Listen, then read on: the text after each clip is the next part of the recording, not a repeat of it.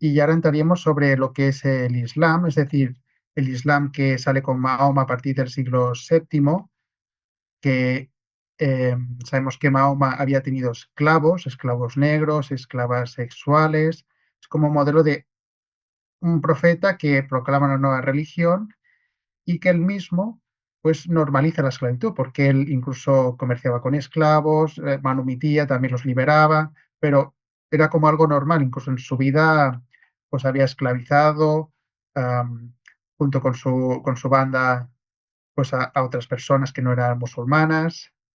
Entonces, pues eso, el impacto del Islam en la esclavitud mundial es muy importante eso tratarlo. Y también cuáles serían las bases teológicas de la esclavitud en el Islam.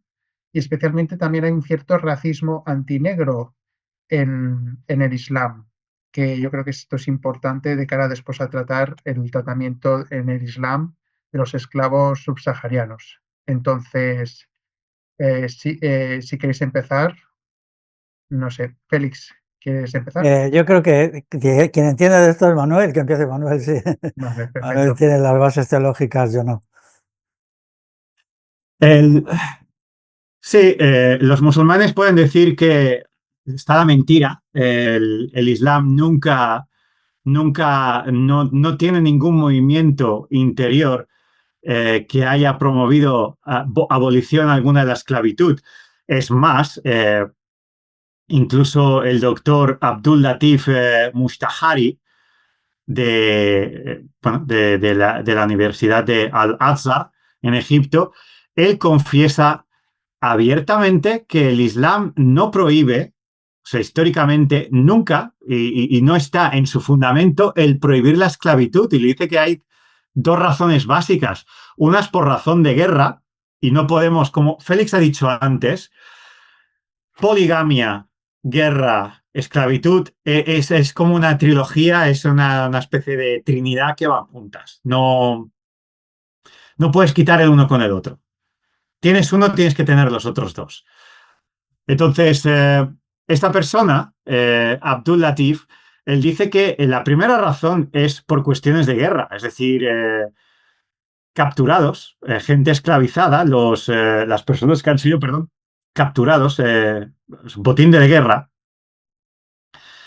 Y claro, es parte de la vida, es parte de la motivación, es parte del incentivo islámico y del modus operandi, conquistar, esclavizar, y a esto se le une el hecho de, bueno, Félix ha mencionado la posición cristiana sobre el amor al prójimo, y juntamente con lo que he dicho antes, ¿no? Que el mundo judeocristiano, la cosmovisión judeocristiana, concibe que todo ser humano es creado a imagen y semejanza de Dios. Esto no está en el Islam. El no musulmán se le llama algunas veces perro, cerdo o mono. Se les llama ser inferior como lo peor de la creación. Y así podríamos seguir. Y esto están en textos coránicos que yo los menciono en mi canal y que los dije también en mi anterior vídeo. Así que es verdad, Muhammad liberó a algunos esclavos, otros no. Como también era un señor de la guerra, había pues muchas motivaciones que no eran necesariamente por una ética superior, ni mucho menos, las cuales le motivaron a liberar a esclavos. Puede ser porque le pueden servir como soldados o ganarse la confianza, o igual porque le caía bien esa persona y ya está. Pero no hay nada, ni remotamente lejano que defienda la idea de el Islam y alguna idea ni teológica ni antropológica a favor de la abolición de la esclavitud. La segunda razón que este hombre, Abdul Latif, da por la cual el Islam sistemáticamente mantenía una agenda de esclavitud era por cuestión por cuestión de sexualidad, sino por una parte, en los placeres de los musulmanes y por otra, para generar también más esclavos. Y es lo que ha dicho Félix antes. Los harims, los harenes, Esto reforzaba mucho también la economía privada dentro del Islam, dentro de las facciones, dentro de los emires, dentro de los reyes, dentro de los sultanes. Esto era moneda de cambio, símbolo de poder, y esto era lo que en sus mercados lo que se valoraba más. Esto daba mucho dinero, esto manejaba muchísimo dinero, más que cualquier otra cosa que nos pudiéramos imaginar. Entonces también he mencionado otros textos donde eh, Muhammad compró a un esclavo árabe o un esclavo blanco, porque el término árabe y blanco a veces van juntos dentro del universo musulmán, y lo compró a precio de 2 esclavos negros. Esto te quiere decir que en la cosmovisión de Muhammad y del Islam, el precio de un blanco o de un árabe equivale a 2 negros, a 2 esclavos negros. Es decir, este es el valor de los esclavos negros dentro del contexto islámico. Luego también hay otros hadices, por ejemplo, donde Muhammad insulta a los esclavos negros y dice que, bueno, si llegara el caso de que uno tiene que obedecer a alguien que está en una posición donde manda, incluso aunque sea un esclavo etíope, hay que obedecerle. Pero encima les llama cabeza de uva pasa, cabeza de uva pasa. Es decir, identifica que los esclavos negros tienen cabeza de uva pasa, que es una forma idiomática de aquel contexto de decir que eran horribles, que eran feos. No. Luego también está la vida de Muhammad, en la biografía. Por ejemplo, el episodio de Safiya bin Huyay, cuando Muhammad entra a la zona de Khaybar y mata a toda la familia de Safiya bin Huyay, es decir, una comunidad judía. Entran, decapitan a todos los soldados, a las mujeres las dejan, lo que ha dicho Félix antes. Sobre todo la esclavitud estaba centrada en mujeres y niños. A ellos sí que los dejan vivos, los cogen, luego Muhammad captura a Safiya bin Huyay, se acuesta con ellas sin casarse. Son historias que ya he contado antes. Directamente en el Corán tenemos un texto muy clave que es Sura 4, verso 24, donde dice claramente, y cuando uno se va a los tafsires de Ibn Kathir, Al-Jalalain y otras personas, la interpretación clara de ese texto, que ese texto dice que se pueden acostar con sus mujeres, las casadas, y se refiere a los soldados, y también con las que su brazo derecho, su mano derecha, posean. Y esto es una forma idiomática o un eufemismo de esclavas, de mujeres capturadas. Y esto lo he explicado también en mi canal, que es un texto del Corán, no solo de la Sunna, ni estamos hablando ni de Hadith, ni de Sira, ni de Tafsir, estamos hablando del Corán, en el que Muhammad da libertad a sus soldados a que cuando entren a una ciudad, ganen la batalla, se pueden acostar con las mujeres capturadas. Y esto no era la moral de aquella época, porque hay hadices que hablan sobre este texto del Corán que dicen claramente que los soldados sentían como pudor porque decían, pero es que sus maridos todavía están vivos ahí, todavía siguen casadas. Es decir, moralmente los soldados de Muhammad les dio como cosa acostarse con las mujeres capturadas, pero Muhammad tuvo la revelación en aquel momento de Corán 4:24 en el que dijo, no hay ningún problema, lo podéis hacer. Cuando capturéis a mujeres, no tengáis dudas, son para vosotras. Y eran, pues eso, comercio. Luego estaba el matrimonio muta, que podían coger a cualquier mujer y hacer un matrimonio express de unas horas, con la bendición del imán de turno. Y luego podemos ir a una gran cantidad de hadices donde siguen hablando sobre la esclavitud, Hay uno donde Muhammad, en vez de... hay un episodio, ¿no? Donde un hombre tiene una esclava, la esclava habla mal de Muhammad y el hombre, ella está embarazada, él la apuñala y mata pues al bebé y a ella. Y cuando Muhammad pregunta quién había hecho eso, el asesino, el hombre, va y le dice a Muhammad, eh, pues oye, era una mujer con la que yo estaba, me ha dado hijos, pero se metía contigo y era una esclava. Y Muhammad dijo que nadie le ha ganado a este hombre. Es decir, está protegido. Esta era la visión. Si luego ya nos vamos también, por ejemplo, porque esto irá también a cuando hablemos de un término que a veces la gente no lo tiene claro, pero se ha de hablar de ello. Y creo que hablaremos, ¿no? Porque esto roza, que es el tráfico transatlántico, no transatlántico, sino que sería otro que la gente no conoce tanto, que es el comercio transsahariano de esclavos. Y lo que voy a decir tocará esto, que imagino hablaremos de ello en un momento.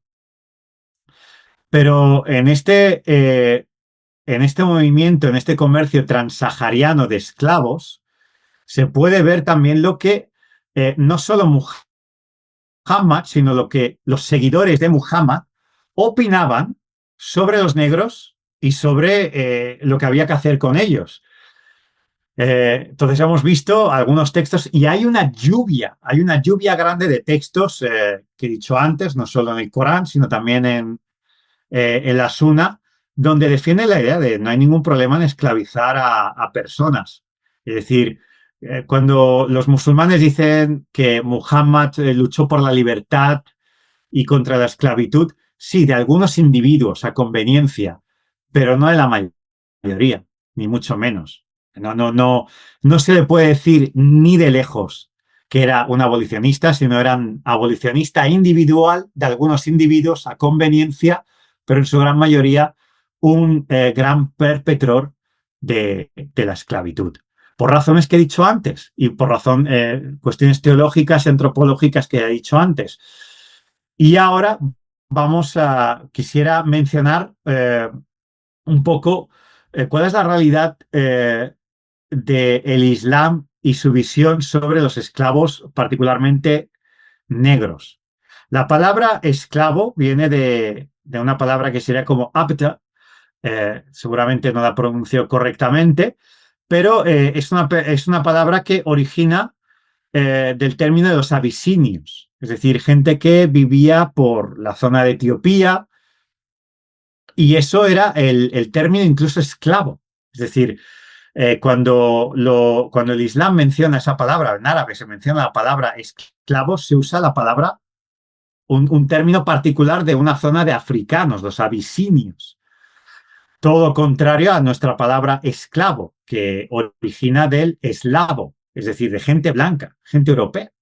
Es curiosa la ironía, ¿no? Muy curiosa. Entonces, esta es la realidad cuando vayamos a hablar también del tráfico transatlántico de esclavos negros. Es muy cierto, pero esto comenzó con los portugueses viajando a África y se encontraron con un ya establecido comercio transsahariano de esclavos. Y cuando vamos a qué motivaba a todo este movimiento transsahariano de esclavos, fue motivado por el Islam y por las conquistas islámicas en África. Entonces ahora voy a dar algunos textos que igual chocan, pero esta es la realidad. Voy a mencionar gente que, igual para gente que no está muy familiar con la historicidad de los peces gordos del Islam, igual no lo conocen tanto, pero los musulmanes que conocen historia del Islam y la religión del Islam saben que voy a hablar de lo que serían equivalentes a papas del Islam. Gente que no pueden cuestionarlos fácilmente. Entonces, por ejemplo, cuando vamos a Ibn Khaldun, que fue un filósofo y sociólogo del Islam, por allá creo que, si no me equivoco, fue del siglo XIII más o menos, 14. del siglo XV, perdón. Ibn Khaldun dijo que los negros eran buenos esclavos porque eran buenos obedientes, ya que no eran humanos. Es decir, eran animales. Y punto. Y esto se puede ver en Muqaddimah, en el volumen 1, página 301. Y haré menciones rápidas de dónde se pueden encontrar para que la gente sepa que se puede encontrar incluso en textos islámicos. Esto no me lo invento yo, sino que los textos de origen son de historiadores islámicos. Lo he dicho en más de una ocasión. Los musulmanes de ahora tienen una especie, sobre todo en Occidente, tienen una especie de vergüenza personal a mirar su propia historia porque lo hacen desde el punto de vista ético cristiano en Occidente. Pero cuando tú vas a las fuentes históricas islámicas del pasado, no tienen ningún problema en decir las cosas que voy a decir ahora. Entonces, ya hemos visto lo que dijo Ibn Khaldun, luego está Nasir al-Din al-Tusi, del siglo XIII, que básicamente esto fue un ayatolá del movimiento chiita islámico, y él dijo que básicamente esclavizar a negros estaba muy bien, porque, bueno, no eran más que simios. Y esto está en Tasagurat, Rawat al-Taslim. Ese es el nombre del texto, para que la gente vea que no me equivoco. Luego, vamos al siglo XI. Está Ibn Sina, en el mundo latinizado, conocido en el mundo occidental como Avicena, siglo XI, un grande de la filosofía islámica. Y él dijo que los negros han nacido para ser esclavos, han sido diseñados de esta forma y que ese es el destino de ellos. Luego, por ejemplo, Adam Misbah al-Haq dijo bueno, que los negros no son inteligentes, y esto está en Kitab al-Pat. Luego podemos, esta persona última que he mencionado es del siglo X. Luego está Ibn Qutaybah, del siglo IX, que dijo que los negros son deformes y feos porque viven en tierras cálidas. También de otro texto que ya he mencionado antes. Nos vamos a los siglos 8 y 9. Al-Hajiz, que dijo que los negros son lo peor en cuanto a carácter.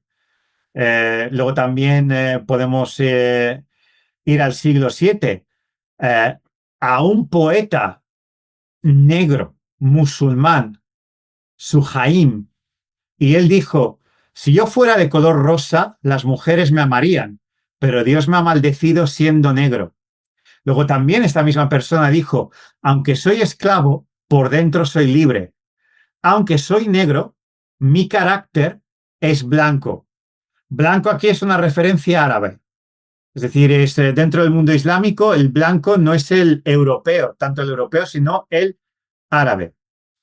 Y esto está, lo dijo él, está en Suhaim Diwan, página 69. Nos podemos ir también a otro poeta negro, a Abudulama, del siglo VIII, y dijo: nuestras caras son feas, también nuestros nombres. Nuestros nombres son una vergüenza. También podemos ir también a textos del Corán que hacen mención, por ejemplo, del tema del color, de los negros y los blancos. Esto lo podemos ver en Corán capítulo 3, verso 106, y también Corán capítulo 39, versículo 60, que dice que en el día de la resurrección algunas caras se volverán negras y otras blancas. Las caras que se vuelvan negras irán al infierno.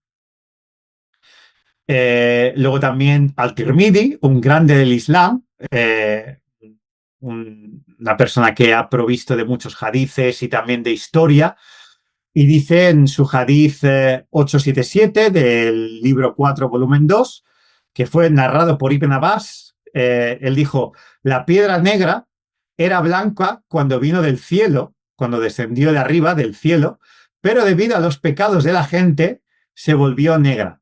Entonces, mucha gente puede aquí ver que estoy mencionando los colores blanco y negro, Y la gente puede decir, pero esto no tiene nada que ver con los negros, la gente negra, la gente africana y la gente árabe.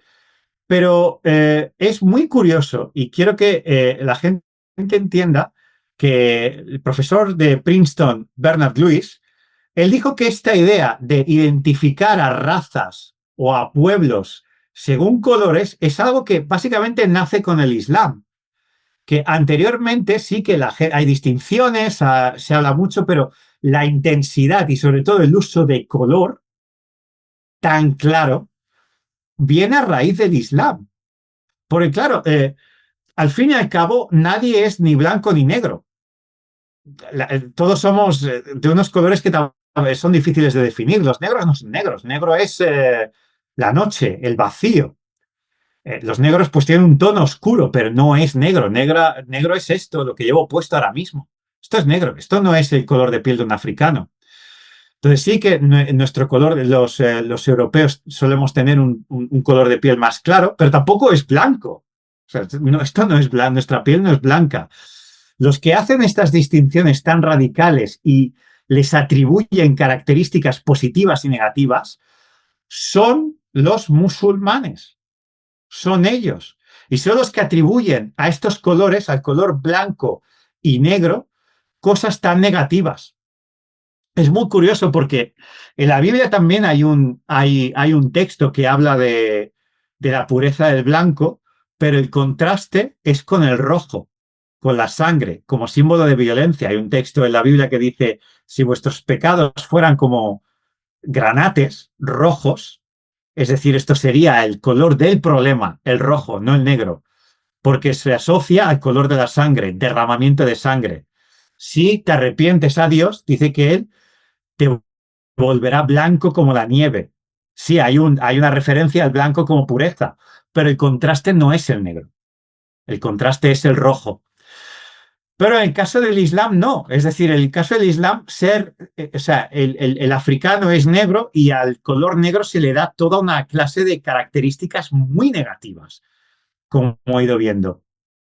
Y luego, no sé si, espero que la gente se acuerde que hace un rato, al principio quizás del vídeo, he mencionado Génesis, creo que fue 9:25, donde hay una mención, Génesis 9:25, que dice, maldito sea Canaán, siervo de siervo será para sus hermanos.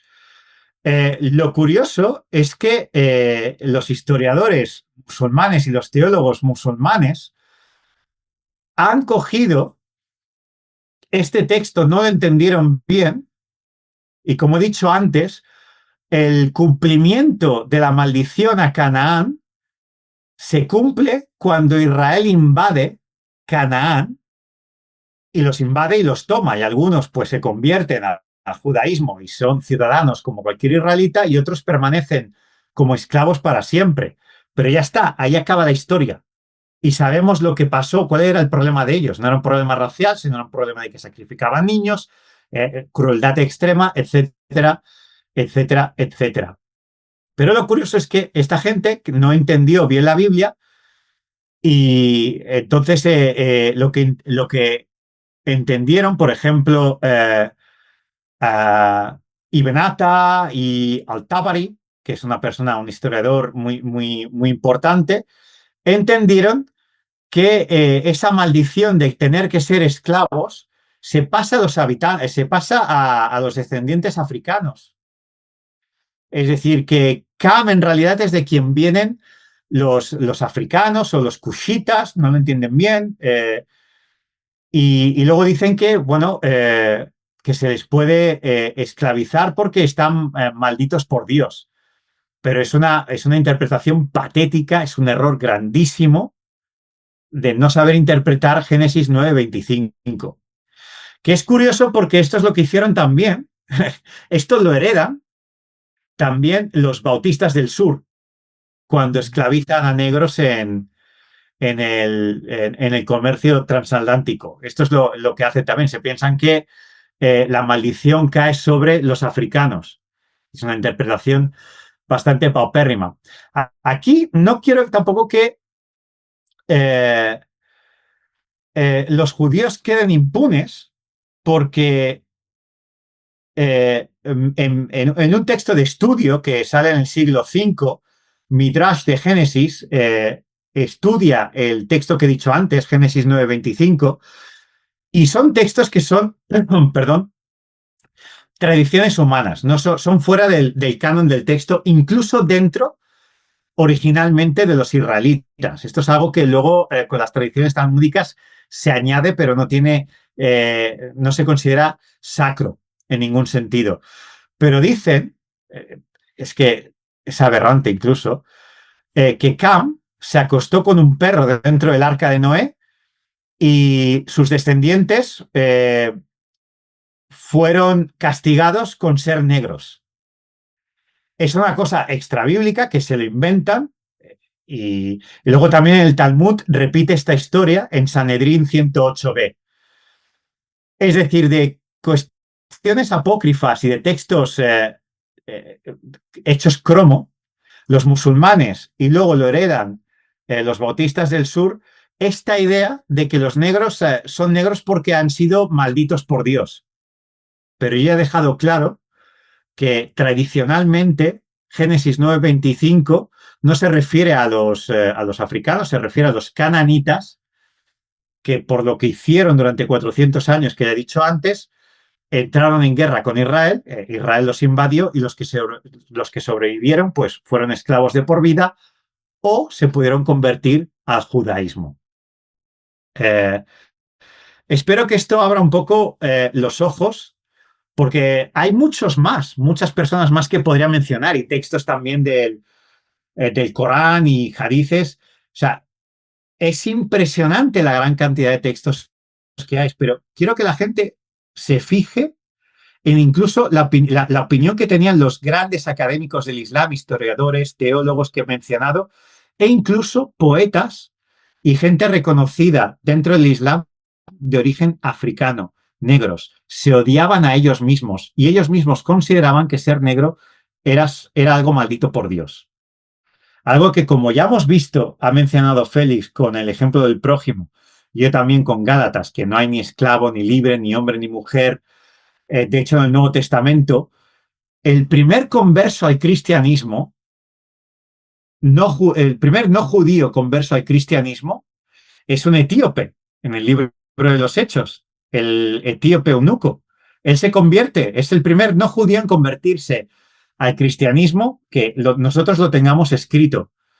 Y luego están ejemplos como la iglesia copta en Egipto, que es una iglesia muy, muy, muy antigua y es una iglesia africana. Y luego está también la iglesia ortodoxa etíope, la iglesia tehuajedo. Son iglesias ancestrales que antes de que Occidente conociera el Evangelio, ellos ya eran reinos cristianos. Y luego lo mismo, Siria y otras partes. Es decir, el cristianismo no es una cosa occidental que nace en Occidente, sino nace en África Oriental, bueno, nace en Oriente Medio y se expande más o menos simultáneamente a África Oriental y también a Siria y a otros pueblos al Líbano y a otros pueblos al norte de Israel. Así que esta idea del cristianismo blanco no es verdad.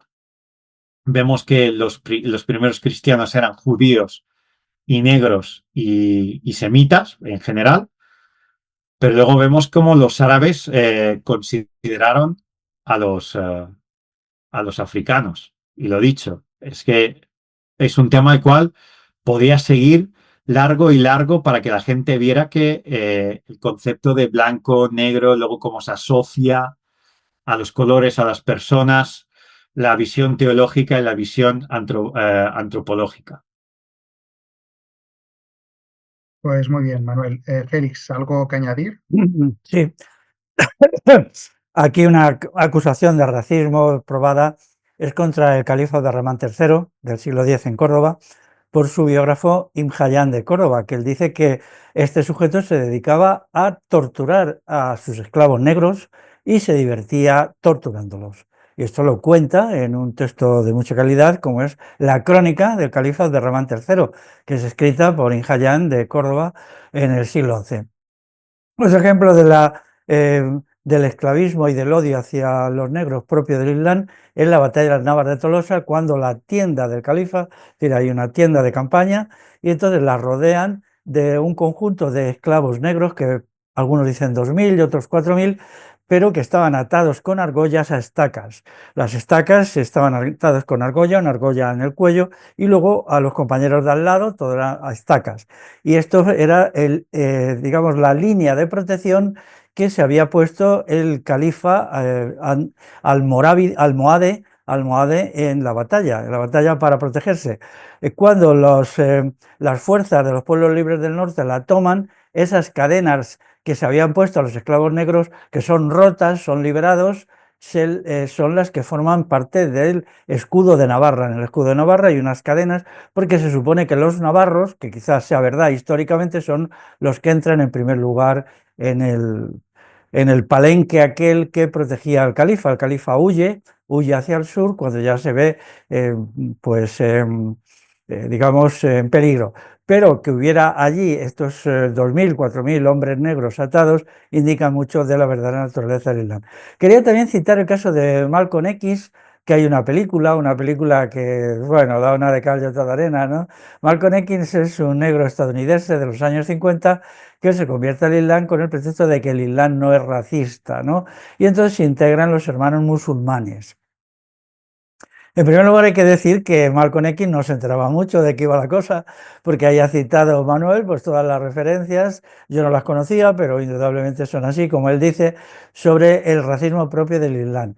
Cuando está dentro de los hermanos musulmanes, él descubre la corrupción que hay dentro de allí, el abuso de mujeres, el tratamiento vandálico y brutal a las mujeres, la apropiación de dinero de la asociación, los chanchullos y tal. Y él se propone denunciarlo. Y Malcolm X es asesinado. Es decir, hay un episodio extraño en donde entran unos tipos en una situación y le matan a tiros, ¿no? Entonces, hace no mucho leí unas declaraciones de su hija, que todavía vive, porque esto sucede por el año 1960-61, en donde acusa a los musulmanes estadounidenses de haber matado a su padre. Su padre era un hombre pues antirracista, ¿no? Antirracista típico de Estados Unidos de los años 50-60, no muy culto, no muy instruido, pero sí muy enérgico y muy activo. Él era negro, claro.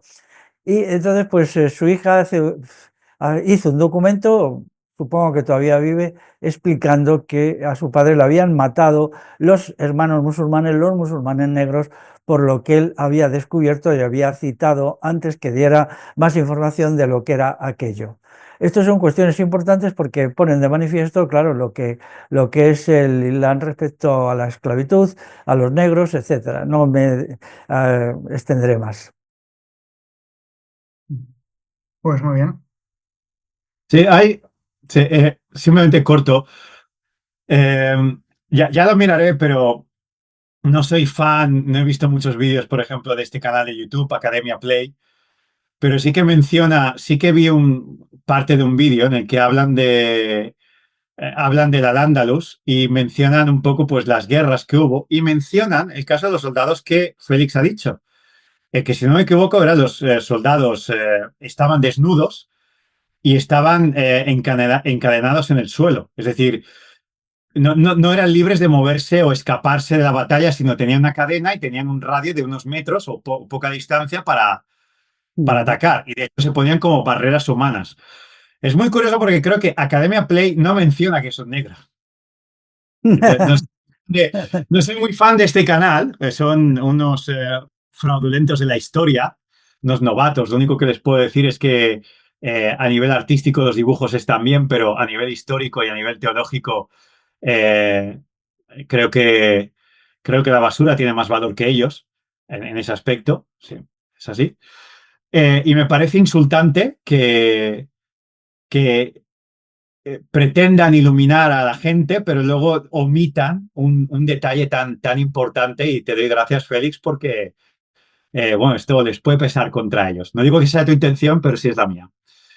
Y estoy de acuerdo con lo de también lo de la nación del Islam es algo que vive en completa mentira. Yo los he visto, algunos de ellos en Speaker's Corner. Eh, es una pena. De alguna forma puedo justificar que se hayan tragado la mentira de que a lo mejor han sufrido racismo por parte de blancos y como cuestión de rebote, como reacción, se van a ese movimiento pensando que van a encontrar un alivio.